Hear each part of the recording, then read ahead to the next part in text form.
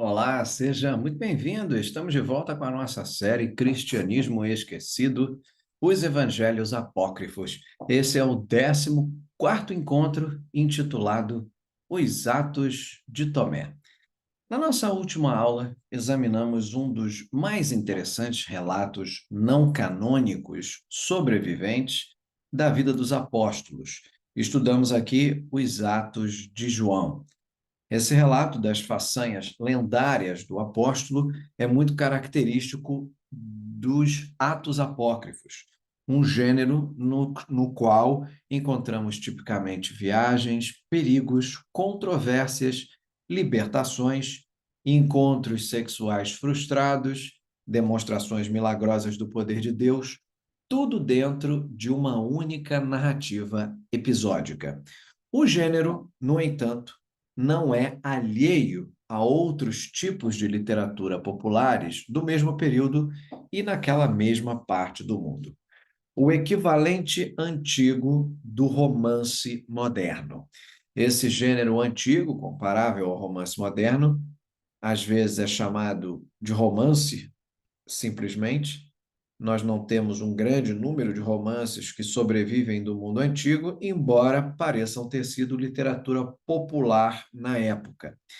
Esses romances, provavelmente, eram obras não para a elite literária, portanto, aqueles leitores do alto nível, mas uma literatura para as massas. Geralmente, são histórias que envolvem elementos de amor, né? Então, o romance vem daí. Nós temos 5 romances completos que vão sobreviver na antiguidade em grego e temos 2 exemplos de romances em latim. Os latinos são provavelmente mais familiares aos leitores de hoje. Os 2 romances latinos que sobreviveram, um deles está completo e um está em fragmentos. A obra completa é o famoso O Asno de Ouro, às vezes chamado de A Metamorfose ou As Metamorfoses de Apuleio. E o outro é o Satyricon de Petrônio. Na nossa série Encontros com a Literatura Antiga, temos uma aula dedicada a cada uma dessas obras, uma aula sobre o Asno de Ouro e uma aula sobre o Satyricon de Petrônio. O Asno de Ouro é uma história particularmente interessante. É o relato bem conhecido do mundo antigo de um homem que é fascinado pela magia, que quer aprender mais sobre a magia, e ele observa uma mulher que é uma bruxa, e essa bruxa é capaz de aplicar um certo unguento, né, no seu corpo, e ela se transforma em uma coruja. E querendo fazer a mesma coisa para si mesmo, ele seduz a empregada da mulher para lhe dar aquele unguento, mas infelizmente ela dá a ele o unguento errado. E ele espalha um unguento equivocado sobre o seu corpo, e em vez de se tornar uma coruja, ele se torna um asno. E acontece que ele não consegue se transformar de volta, porque antes de qualquer coisa, né, alguma coisa pudesse ser feita em termos de obtenção do antídoto, ladrões vão invadir a casa e vão roubar todos os bens, incluindo o asno, e levam esse asno para trabalhar. E então há uma série de contos envolvendo as façanhas do asno. Alguns deles, estranhamente, são narrativas de façanhas sexuais do asno, até que no fim da narrativa ele é transformado novamente em humano. Bom, esse é um relato interessante. Os romances latinos tendem a ser um pouco mais episódicos e tendem a ser um pouco mais obscenos do que as versões gregas que sobreviveram. As versões gregas são menos conhecidas, provavelmente pelas pessoas hoje em dia, né, como um todo, Mesmo assim, é interessante notar detalhes, né? Geralmente, as histórias gregas envolvem amantes infelizes, né? São escritos em homenagem aos quais os livros geralmente eles são nomeados. É uma questão de referência no romance, eu explico. Há um romance chamado Quérias e Calíroe, que são dois amantes infelizes, ou um que provavelmente é mais familiar. Aliás, sobre Quérias e Calíroe, na nossa série Clássicos Esquecidos, temos uma aula sobre esse livro. E o provavelmente é mais familiar é o relato de Daphne e Cloé. Os enredos e as narrativas provenientes desses romances gregos são notavelmente consistentes. Eles são geralmente sobre dois amantes que são tragicamente separados antes que possam consumar o seu amor. Normalmente, a maneira como isso acontece é eles ficam noivos, ou então eles de fato se casam, mas antes de poderem desfrutar do amor carnal, do amor físico, eles são separados quase sempre por alguma tragédia. Um deles é sequestrado, o outro fica doente, parece que vai morrer. Existem mil maneiras de separar esses dois amantes antes que eles possam consumar o seu amor. Os enredos desses relatos sempre vão envolver tentativas desesperadas desses dois de retornarem, né, de voltarem aos braços um do outro. Então, essa questão de voltarem aí ao braço um dos outros e as tentativas são sempre frustradas. Ou abduções de piratas, sequestro, guerra, naufrágio, morte evidente. As obras, em geral, chegam ao clímax quando os amantes encontram uma maneira, por meio desse sofrimento, para se reunirem e, de fato, né, conseguirem ali consumar o seu amor. E, num certo sentido, essas obras, esses romances antigos, são todos sobre superar o destino trágico do mundo para consumar o maior dos presentes, que é a união carnal, o intercurso, o coito de um homem e de uma mulher. Essa é uma característica muito forte dessas obras, que esse ato de amor socialmente santificado, a união carnal abençoada amplamente no mundo grego, né? Essa união socialmente santificada, ela fornece, no entendimento deles, a base para a paz e para a prosperidade social.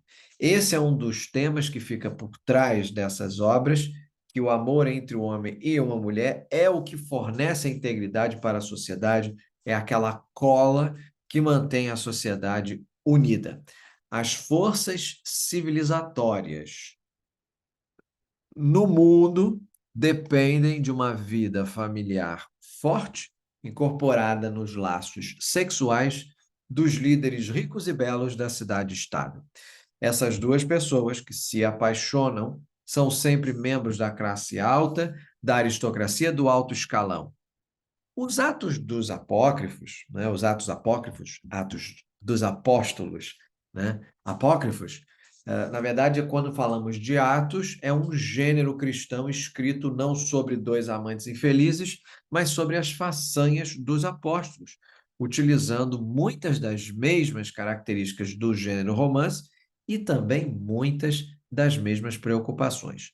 Nesses livros, e é por isso que eu conto para vocês questões sobre os Atos dos Apóstolos, mas nessas obras nós temos viagens, temos desastres, riqueza, beleza, relações sexuais, vida social, mas essas características e essas preocupações do gênero romance são completamente invertidas nos livros dos Atos apócrifos cristãos. Nessas obras, como nós já vimos nos Atos apócrifos de João, a riqueza e a beleza desse mundo devem ser desprezadas. E desprezadas por quê? Porque elas são postas de lado pelas recompensas do céu. Acumulai tesouros no céu. Essa é a recomendação. E o amor, portanto, sexual, ele deve ser totalmente renunciado pelo amor maior, que é o amor de Deus. É o amor de Deus que mantém a nossa pureza continental. O amor carnal, de todo tipo, de toda forma, de toda maneira, deve ser desprezado. Não apenas o amor extraconjugal, mas mesmo o amor físico dentro dos limites do casamento. Os casais não devem, de forma alguma, se envolver em atividades sexuais para manterem-se puros diante de Deus. Vejam a força, vejam o impacto que isso passa a ter nesta sociedade. E, portanto, nós temos nestes atos apócrifos uma espécie de torção paradoxal de gênero, né, dos romances antigos. Em nenhum lugar essa torção paradoxal do gênero pode ser vista mais claramente do que naquele que possivelmente é o mais famoso dos atos apócrifos do mundo antigo, que são os atos de Tomé. Os Atos de Tomé são provavelmente mais conhecidos porque nos fornecem o primeiro relato da lenda bem conhecida de que o apóstolo Tomé se tornou um missionário que espalhou o evangelho de Cristo para a Índia. Os Atos de Tomé contam a história de como isso aconteceu. Ainda hoje, os cristãos na Índia acreditam que a sua igreja foi fundada pelas atividades missionárias de Tomé, o Tomé do Novo Testamento. Esse é o primeiro relato que nós temos das atividades missionárias de Tomé na Índia. A obra provavelmente não foi escrita na Índia, mas teria sido escrita na antiga Síria, muito provavelmente também no terceiro século, e as pessoas geralmente entendem que isso é uma representação do cristianismo siríaco. Como você sabe da aula anterior, né, que nós vimos uma aula que nós vimos o Evangelho Cópita de Tomé, na Síria pensava-se que Tomé era de fato Judas Tomé, às vezes chamado de Dídimo Judas Tomé, né? Então, é essa figura que nós nos referimos aqui. Ele era entendido como o irmão gêmeo de Jesus, Dídimo, lembrem, significando gêmeo, Tomé, significando gêmeo, e Judas sendo aí o seu nome. Esse é então o relato do irmão gêmeo de Jesus e a ideia de que ele é um gêmeo idêntico, como veremos que é apresentado aqui nesta obra em particular. Os Atos de Tomé. Há dúvidas consideráveis sobre a precisão histórica dos contos encontrados nesse relato, incluindo o tema básico de que Tomé é aquele que levou o evangelho para a Índia. Os estudiosos encontraram pouquíssima evidência histórica de que o evangelho foi realmente levado para a Índia por Tomé. Há pouca dúvida, no entanto, sobre a natureza divertida dessa narrativa ou sua intenção abrangente de lançar calúnias sobre os valores da sociedade contemporânea, ou seja, contemporânea àquela época, né? A questão da riqueza, o poder, o amor carnal, e o enredo da narrativa em si é bem básico. Tomé é retratado como irmão gêmeo de Jesus, que é vendido como escravo por seu mestre, que é o seu senhor, e Jesus, após a morte, né, aqui dele, vende o irmão a um comerciante indiano para que seja forçado a ir para o exterior para espalhar o seu evangelho entre o povo e a família da Índia. A história da sua vinda como escravo para que ele tenha que ir para a Índia é bastante interessante e é exatamente como o relato começa. Somos informados no início desse relato que, aspas, nós apóstolos estávamos todos em Jerusalém. Simão, chamado Pedro, André, seu irmão, Tiago, filho de Zebedeu, João, seu irmão Filipe, Bartolomeu, etc. Então, eles vão listar os 12 apóstolos. E nós repartimos as regiões do mundo para que cada um de nós pudesse ir para que a região que lhe coubesse por sorteio. Então, eles tiraram a sorte para decidir quem seria o missionário, onde, por sorteio, a Índia caiu para Judas Tomé, né? Que também é chamado de Dídimo. Só que ele não quis ir. Não vou, não vou, não vou. Bateu o pé e tudo. Ele disse que ele não era capaz de viajar porque ele tinha fraqueza do corpo. Ele não queria ir para a Índia, recusa a tarefa. Enquanto ele estava considerando isso, falando com o Salvador, com Jesus, apareceu a ele durante a noite o Senhor e disse: Não tenhas medo, Tomé. Vá para a Índia e pregue a palavra lá, pois minha graça está convosco. Eita, e aí Tomé falou: ó, balançado? Talvez. Obedeceu? Não, não obedeceu. Ele disse: Olha, onde quer que o Senhor queira me enviar, me envie, mas para outro lugar, porque eu não vou ter com os hindus. Então ele se recusa a ir. E Jesus, portanto, tem que organizar a situação que ele tem que ir. E a maneira como acontece é que há um comerciante chamado Aban. Esse comerciante veio da Índia, né? Ele é enviado pelo rei da Índia, chamado Gundaforos, e Gundaforos quer encontrar alguém que seja carpinteiro e que possa construir um palácio para ele. É claro, Jesus era filho de um carpinteiro e Tomé, seu irmão gêmeo, então ele aparentemente foi também aprendiz de carpinteiro. Olha a situação. Então ele seria o principal suspeito aqui se a gente fosse procurar um carpinteiro, né? E protagonista.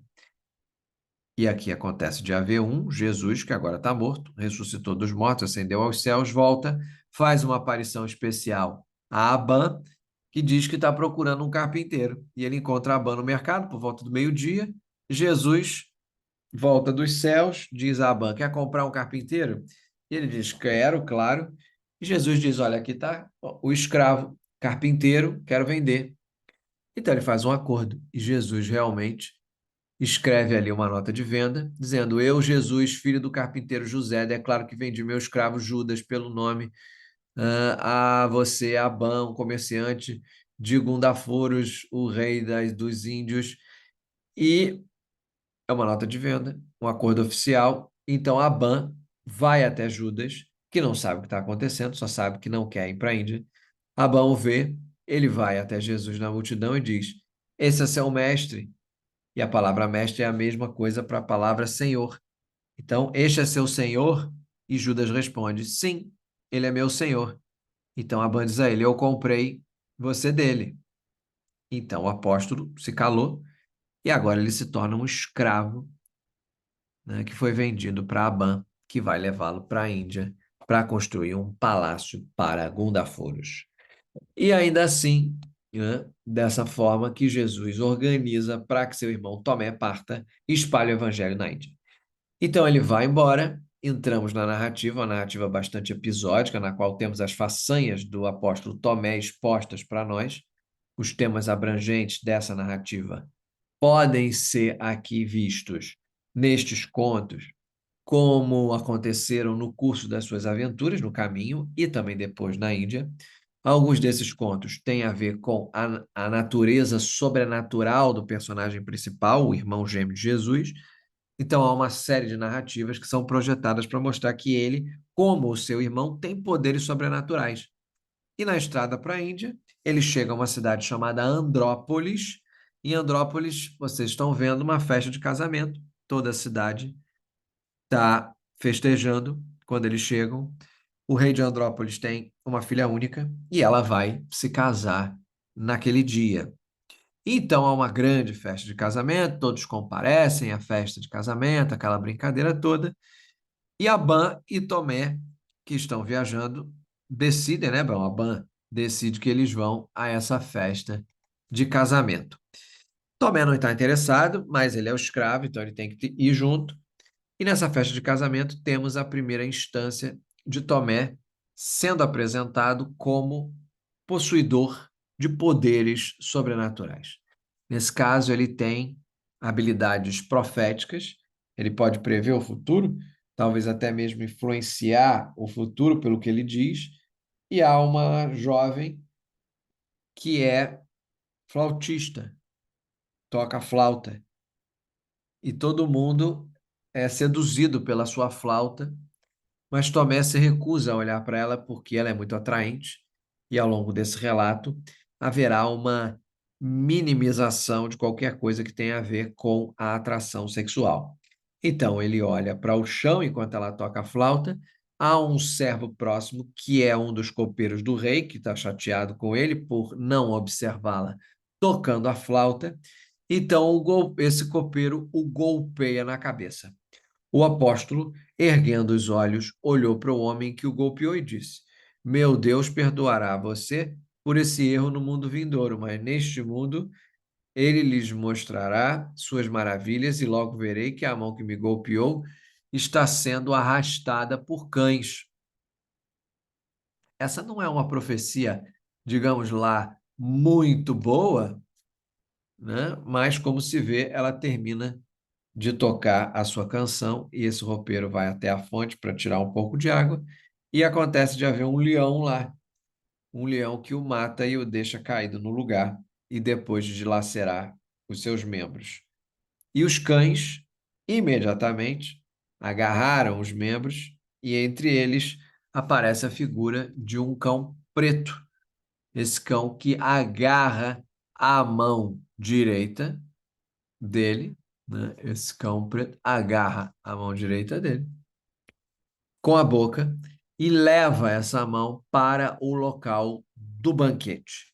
E então, essa profecia de que ele veria a mão que o golpeou ser trazida, carregada por cães, de fato se torna realidade. Há uma série, portanto, desses tipos de episódios milagrosos, alguns inclusive menores, todos acontecendo nesse relato dos Atos de Tomé. O livro, no entanto, está muito mais interessado em se opor à atividade sexual do que simplesmente mostrar o poder do apóstolo. É um livro que tem um propósito aqui, ele tem uma agenda bem nítida. E qual é a agenda? É a oposição direta à celebração do amor conjugal do romance grego como a cola que mantém a sociedade unida. Neste texto, diferentemente dos romances, sexo de qualquer tipo, mesmo o sexo dentro do casamento, deve ser evitado a todo custo e é considerado sujo. Quando esse evento com a mão de copeiro passa, há uma celebração contínua da noiva e do noivo. Então, no final da celebração, Tomé, que é uma espécie de convidado especial, aparentemente profere uma oração sobre o casal, né? Agora os noivos estão casados, ele implora nessa oração, ele implora a Jesus, seu Salvador, que ele faça a essas pessoas o bem, que ele possa ajudar a essas pessoas, que elas sejam beneficiadas, recebam ganhos de sua fé, e então ele impõe as mãos sobre elas e diz: Senhor, esteja convosco. E ele dá uma espécie de bênção a elas e vai embora. E toda a multidão vai embora, porque agora é a hora da noiva e do noivo irem para as núpcias. Como se vê, o que acontece é que o noivo levanta a cortina do leito conjugal para que ele possa levar a noiva consigo, mas nós somos informados que naquele momento ele viu o Senhor Jesus falando com a sua noiva. Mas o Senhor Jesus tinha a aparência de Judas Tomé, o apóstolo, que um pouco antes o havia abençoado e ido embora. Então, o noivo ficou confuso. Olha, eu pensei que nós tínhamos deixado você do lado de fora, por que que agora, né, estás aqui dentro? Ele diz, olha, é o irmão gêmeo de Tomé, Jesus, falando com a noiva. E Jesus explica aquilo que você deixou para trás foi Judas Tomé, meu irmão. E aí o Senhor diz, por que vocês não se sentam aqui e vamos conversar? Então, ele faz com que o noivo e a noiva se sentem e começa a fazer um relato, começa a conversar com eles, a fazer uma narrativa. E ele diz a eles: lembrem-se, meus filhos, daquilo que o meu irmão disse a vocês e a quem ele os elogiou. E saibam que se vocês se abstiverem desta relação sexual imunda, vocês se tornarão templos santos e puros. Serão libertados de aflições e problemas conhecidos e desconhecidos, e não estarão envolvidos nos cuidados da vida e de filhos, cujo fim é a destruição. Eles estão dizendo: evite se envolver em sexo essa noite. Eu sei que é a sua noite de núpcias, mas vocês precisam evitar o sexo a todo custo. Por quê? Porque é aí que vocês serão puros. Sexo envolve relações sujas. E se vocês fizerem sexo, terão bebês, e bebês são problema. E ele continua explicando por que que os bebês são um problema. Se você tem muitos filhos por causa deles, você se torna ganancioso e avarento. A maioria das crianças se torna inútil, sendo possuídas por demônios, algumas abertamente e algumas secretamente. E embora sejam saudáveis, elas serão novamente inúteis, fazendo obras inúteis e abomináveis, pois serão detectadas em adultério ou em assassinato, ou em roubo ou em castidade. E por então, em outras palavras, se você tem filhos, eles serão possuídos por demônios, eles serão inúteis. E mesmo que as crianças sejam boas, sejam bons filhos, eles ainda estarão envolvidos em pecado. E então você trará mais pecado ao mundo se você simplesmente escolher: não vou fazer mais sexo, não vou me aventurar em intercursos e em coitos, e você passa a ser puro. Você não trará mais pecado ao mundo e as coisas serão muito melhores. Bom, essa pequena conversa com Jesus, de fato, se prova notavelmente bem-sucedida. O noivo e a noiva, portanto, decidem que não terão relações. Eles vão se comprometer com Deus e vão levar uma vida de castidade. E então,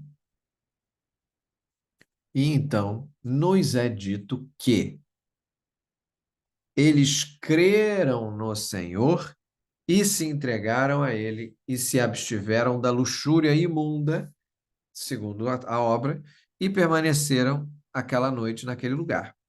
Amanhã chega, o rei entra com a sua rainha, esperando que agora eles tenham consumado o casamento e já podem esperar os descendentes para o trono, mas como se vê, a noiva e o noivo não tiveram relações e tentam explicar isso ao pai. A filha explica ao pai: eu rejeitei esse marido e estas núpcias que passaram diante dos meus olhos porque eu fui unida em um casamento diferente, ela diz. Eu não tive relações conjugais com um marido temporário cujo fim é o arrependimento e a amargura de alma, porque eu fui unida ao verdadeiro marido. Então, agora, no entendimento dela, ela está de fato casada, de alguma forma, com Jesus e não com este homem que é seu marido, né? Então tem essa peculiaridade. Essa é, importante que se diga, uma das primeiras referências a pessoas que são castas, que se consideram de fato unidas, casadas com Jesus e não com este outro homem aqui. É uma das primeiras referências disso. É uma tradição que continua durante a Idade Média e até hoje vemos entre os cristãos que se comprometeram com vidas de castidade. Bem, quando o rei ouviu isso, podemos imaginar, ele não vai ficar nada satisfeito, vai ficar bem incomodado, né? Ele não vai gostar nada, nada, nada. E nós somos informados de que ele rasgou as suas vestes e disse aos que estavam perto dele: saiam rapidamente, vasculhem toda a cidade, prendam, tragam aquele homem, o feiticeiro, que veio por um mau acaso para essa cidade. E então eles percorrem toda a cidade e vão buscar Tomé, que causou todo esse problema. Mas, na verdade, eles não conseguem encontrar Tomé porque ele zarpou e já está a caminho das Índias. Então, esse é um relato que tem um forte senso de sexualidade, amor carnal, como algo completamente errado, mesmo dentro do casamento, deve ser evitado a todo custo. Existem outros valores que são atacados neste relato, outros valores que parecem tão sensatamente bons para muitas pessoas antigas e também para as pessoas modernas, como, por exemplo, a questão do acúmulo de riqueza, né?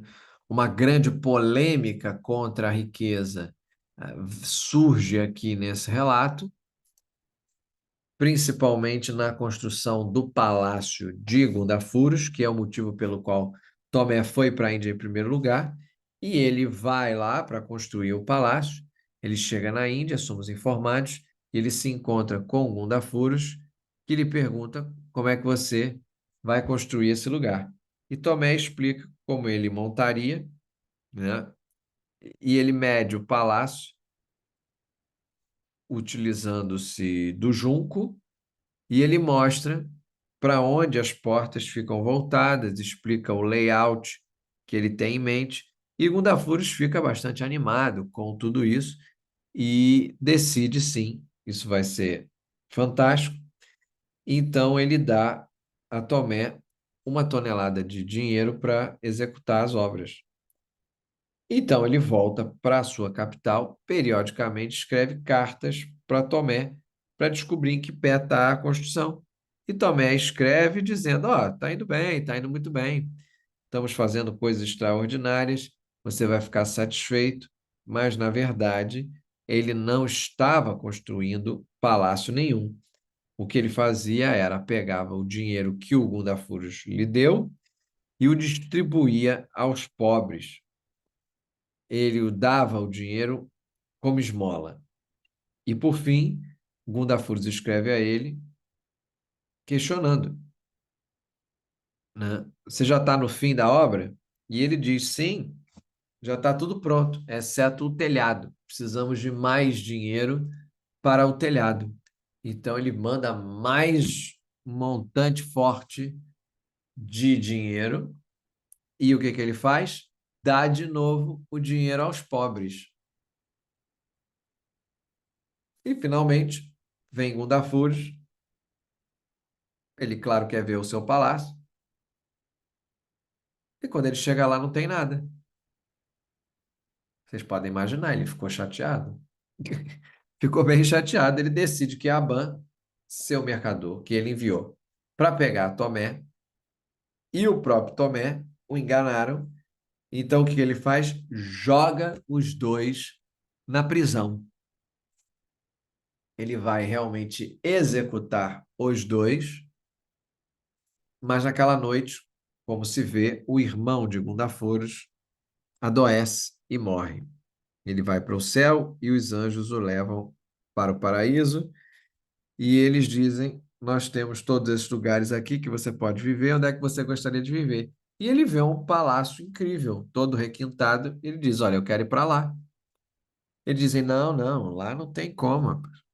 Aquilo ali é o palácio que o apóstolo Tomé construiu para o seu irmão, Gundafodes. E ele diz: Ah, mas é isso? Então eu quero voltar. Deixa-me voltar que eu vou falar com o da Ford e vou pedir para ele me dar ou me vender. Então os anjos concordaram, deixaram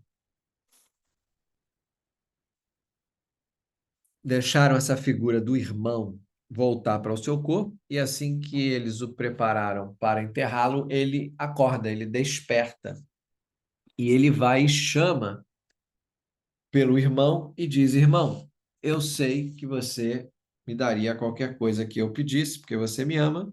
O irmão diz: Sim, certamente, você voltou dos mortos, eu sou grato, vou dar qualquer coisa. E ele diz: Eu quero que você me venda ao palácio. Ele: Que palácio? O palácio que nunca foi construído. Não, ele diz: Não, não. Você tem um palácio, o palácio é extraordinário, eu quero comprar o palácio. E ele diz: Mas que palácio é esse que você está dizendo? Olha, tem um palácio, acredita em mim, eu quero comprar. Ele diz: Bom, é um palácio que espera por si no céu que Tomé construiu para si, e é o edifício mais requintado, muito extraordinário, e eu quero para mim. E ele diz: Eu quero, eu quero, eu quero, e o outro diz: Não tem, não tem, não tem. O Gundafores percebe o que aconteceu, né? Ele diz: Não, eu sinto muito, eu posso vender outras coisas, mas isso eu não posso. E aí a história termina. O Gundafores então acaba se convertendo à fé de Jesus e liberta, é claro, Tomé. E assim começam as aventuras, né? As atividades missionárias de Tomé na Índia. Então, isso é cheio de histórias muito interessantes, histórias de sexo, de amor, de morte, ressurreição, riqueza, abandono da riqueza e assim por diante. Muitos destes temas são celebrados numa das passagens mais interessantes desse livro, uma passagem que provavelmente foi escrita de forma independente do resto, mas depois acabou sendo incorporada nos Atos de Tomé, que é chamada de O Hino da Pérola. O Hino da Pérola. Uma canção cantada na prisão por um dos prisioneiros que Tomé por acaso ouve, mas parece que esse foi um relato independente, como eu disse, que teria sido incorporado, e é uma história fascinante e comovente, no entanto, esse hino da pérola. Uma espécie de história dentro da história que foi incorporada lá, história de um rapaz que é enviado por sua família para recuperar uma pérola de uma grande serpente, né? A serpente que estaria no Egito. Então, ele vai lá para tentar recuperar a bendita pérola. Mas quando o rapaz chega ao Egito para recuperar a pérola, ele esquece quem ele é, esquece porque veio até aqui, que os seus pais lhe enviam uma carta para lembrá-lo de quem ele é. Então ele vai recuperando a memória e recupera a pérola e começa a voltar para casa. Deixa eu ler alguns trechos aqui para termos essa referência da história dentro da história dos Atos de Tomás, ou Atos de Tomé, porque incorpora uma série de temas e é realmente um pedaço de literatura cristã fantástico, contado na primeira pessoa.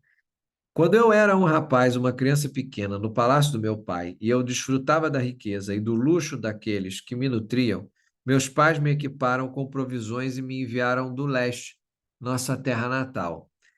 Ele continua dizendo que eles tiram a vestimenta que ele estava usando, que era cravejada de pedras preciosas e salpicada de ouro. Eles fizeram um acordo comigo e o escreveram em minha mente para que eu não me esquecesse. O acordo era: se você for ao Egito e trouxer, né, quando chegar ao Egito, trouxer seus companheiros vão embora, você vai direto até a serpente, fica perto da cova da serpente, até que a serpente cochile e durma, e aí você vai conseguir pegar a pérola da serpente. Então, ele está esperando para pegar a pérola, mas ele vê um dos seus parentes lá, um homem livre do leste, que é jovem, que é justo, que é bonito, e ele vem, e diz ele, né? Ele veio até mim, me fez companhia, e eu o tornei meu amigo íntimo. Ele decidiu sair com esse sujeito que ele conheceu. Ele se veste com roupas como as roupas egípcias, para que não parecesse um estranho no ninho, como alguém que tinha vindo do exterior para pegar a pérola, para que os egípcios não despertassem a semente a serpente contra ele. E ele diz: Mas então eu não reconheci mais que eu era filho do rei e que eu tinha servido ao rei, e eu esqueci a pérola pela qual meus pais me enviaram. Eu caí em um sono profundo por causa do peso da comida deles. E enquanto eu estava sofrendo essas coisas, meus pais estavam cientes disto e lamentavam por mim. Os pais descobrem o que aconteceu, lhe enviam uma carta e a carta diz: Para nosso filho no Egito, saudações, desperte. Levante-se do seu sono, ouça as palavras nesta carta. Lembre-se, tu és o filho de reis. Lembre-se da pérola pela qual ele veio ao Egito. Ele vai e busca a pérola, ele retorna para o seu país no leste, e então seus pais o recompensam, dando mais uma vez a grande vestimenta que ele havia utilizado antes, e ele vive agora como filho de reis, como um grande membro desse reino, desse grande reino do leste, né? E esse hino da Pérola é também igualmente interessante, uma história comovente, um canto, um poema, que provavelmente faz sentido no seu contexto imediato, como se referindo a humanos que têm uma origem celestial, que precisam ser lembrados de quem realmente são, porque estão aqui, em vez de serem pegos nas armadilhas desse mundo. Como o relato dos Atos de Tomé, a ideia é que as pessoas devem desistir das armadilhas desse mundo porque têm uma origem celestial. E ao ceder aos seus desejos e ceder aos seus prazeres aqui, e se preocupar com o prazer sexual e com a riqueza, com a beleza, eles ficam presos no mundo, que não é de fato o seu mundo. O mundo deles é o céu. As pessoas têm uma origem celestial e é para o céu que elas devem retornar. Tem um tipo de toque gnóstico, o que levou algumas pessoas a suspeitar que, se os Atos de Tomé não são realmente gnósticos, talvez tenham sido influenciados por ideias gnósticas sobre o porquê de estarmos aqui e por que precisamos rejeitar esse mundo. Mas, na verdade, esse ensinamento é um ensinamento de muitos dos atos apócrifos. Há um mundo maior acima de nós que não pode ser visto, que é muito superior àquele em que vivemos. A vida nesse mundo não deve ser direcionada para esse mundo, mas para aquele outro mundo, para que não fiquemos presos em nossos desejos corporais e soframos, claro, consequências terríveis, no mundo vindouro. No nosso próximo encontro, eu levo a todos para conhecerem os atos de Paulo e Tecla. Até lá.